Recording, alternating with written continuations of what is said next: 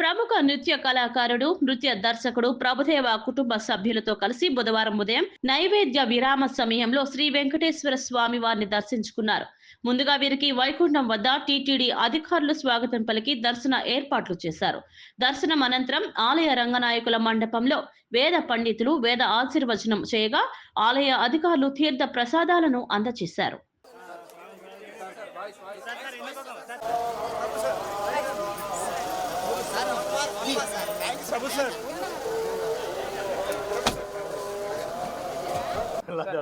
ದರ್ಶನ ಅವ್ರು ಕೂಗ್ತಾ ಹೊರವೇಂಟಿಲ್ಲ